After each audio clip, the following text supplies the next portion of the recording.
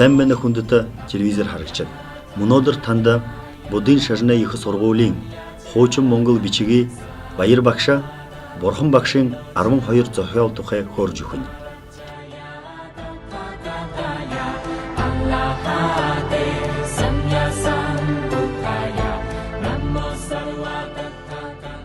Мөнөө болвол дөрвөдөхи зохиолвна юрын эрдэмтэн мэргэжнэ зохиол гэж нэг харуулсан байна. Нэмнэ юу гэхэд уры ухаанд мэргэжхэн болно. Шигмөний төрөвдөхнээ хойно 7 хоноод байхад нь ихэн нас бараа. Тиймээс ихэн дүү болох нагасыг шин харж тэжээв. Авын гушин хоёр ихнэр тайруулж хөвөөний хүмүүжлв, хөвөөний хөхүүлхэн эмэг ихнэр, хөвөөний төвөрхэн эмэг ихнэр, хөвөөний угаахан эмэг ихнэр, хөвөөний наадуулхан эмэг ихнэрнүүдээр тийм тэжээлж хүмүүжүүлж байгаа. Ялгастай хүмүүжүүлэх. Шудадан хан мая хатан ухийн дүүе махап пачапати хатан изм болгоо. Ийгэж хөвөөний ухаан цэсэн буян өлөр инк авьяас бүлэгтэй хүмүүн бүхнээ хайрыг татагсан нэг хүн болж ургав.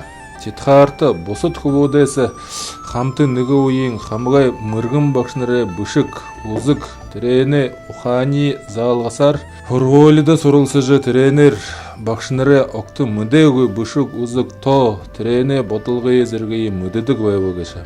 Тэр ихүү мөргөжн байв гэж. Тэр заада багшинга улуу их мэдх байв гэж. Тэгээд мөн читхаарт сомх харвах, сэлмэр юулх, усанд тамарх зэрэг сэргэ 64 эрдэмий урлагийн хэндэш заалгангүй үзэмжих байв. Ийгж бүшгээ олон сэргэ эрдэмий ордны төдийгүй олон оронд алдар суутгарж хэнтэш сасуугүй гайхамшигтай болон их юрын уры ухаанд мэргэжхэн дөрвөдөхи зохиолны болно. Дөрвөдөхи зохиолыг шалгав ба. Гэхэд мөнөө болвол юрын зохиол гэхэд ганц гэгэрлэхийн замд тийм яваа биш мөнөө болвол мин зоны мин юры зонд юрын ухаанд тоо бодлогын ухаанд урлаг дархан гэхгөө сэргэ эрдэмдөхөө тэр бүгд тухайн мөргөжхөн их байна. Тэр болвол дөрөв их хэлэх юм байна.